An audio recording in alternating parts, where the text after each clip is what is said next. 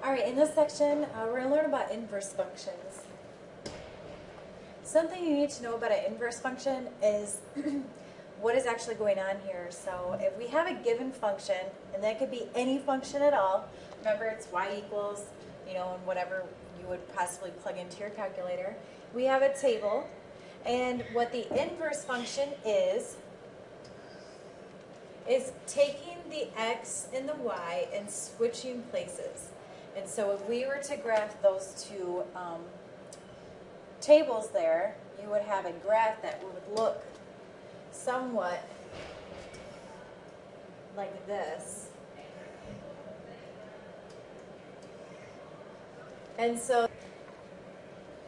we're going to learn how to make our own inverse functions as long as we're given a function to begin with.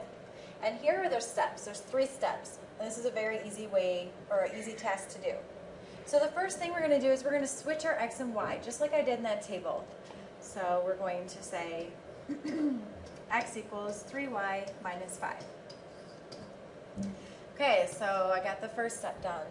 Now the second step is just to solve for y. So if I'm solving for y,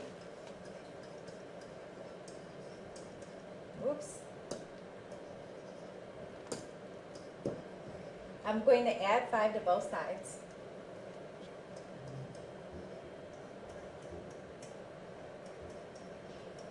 And then divide by 3.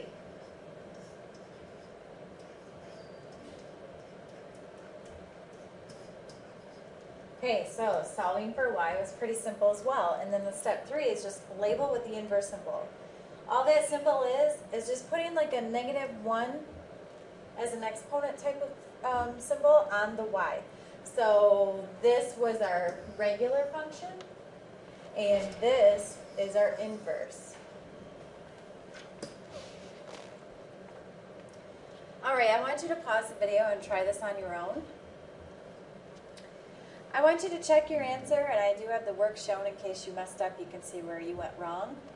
But the inverse function is x plus 1 over 4.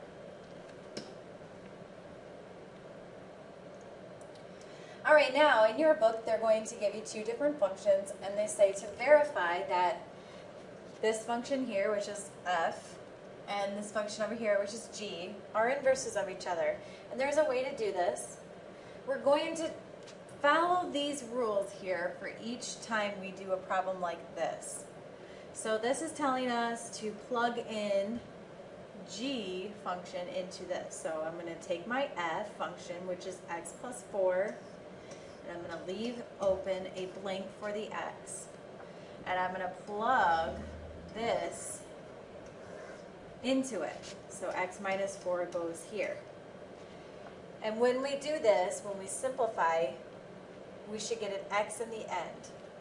So when we simplify this, the -4 and 4 cancel, and we are left with x. So the first one checks. Now we're going to do the same thing, but we're going to take our g function, which is x minus 4, and leave a blank open for the x, and we're going to plug in our f of x into it, so x plus 4.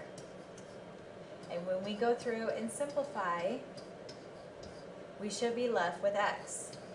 And we do. So if they both check, that means that they are inverses, and you'll write yes.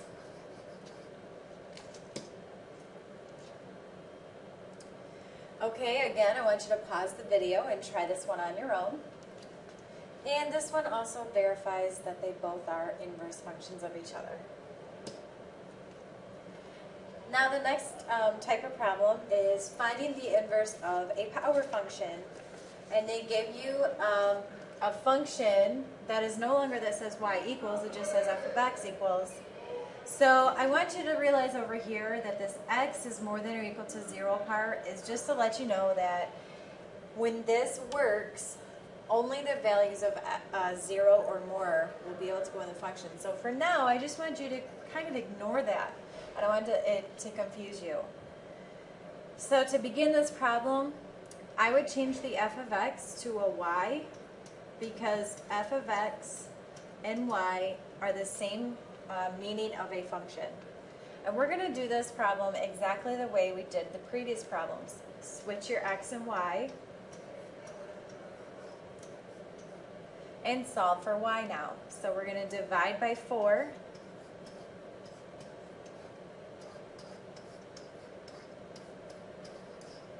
And when we want to get rid of something to the 4th root, or 4th exponent, we have to take the 4th root.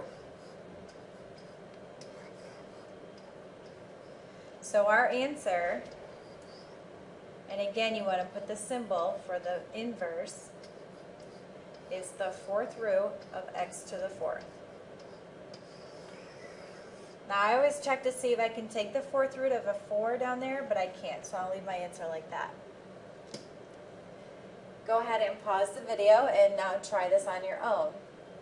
To recognize that when you do this problem, you should get this answer down here. The reason I have a solid 2 in the bottom is because we can take the 5th root of 32. And you do that in your calculator and you will get a whole answer of 2. So I just simplified that part and left the 5th root of x on top.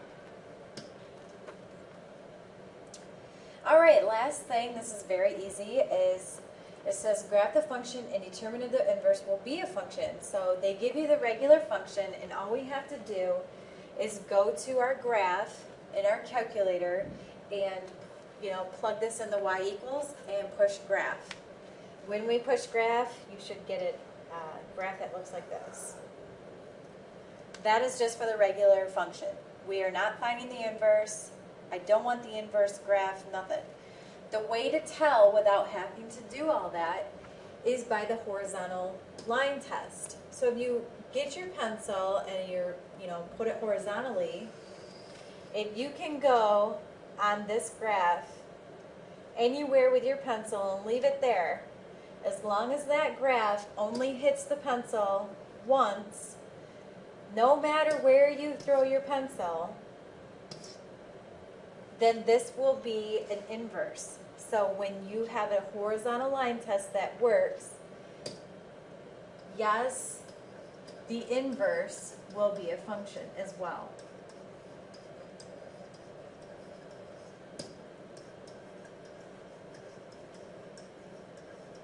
And I think in the book they just write function or not a function, and you can do that as well.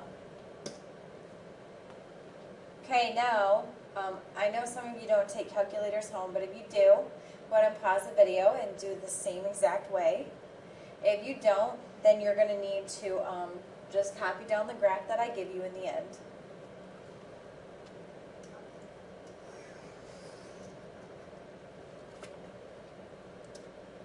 Alright, so your answer should be not a function.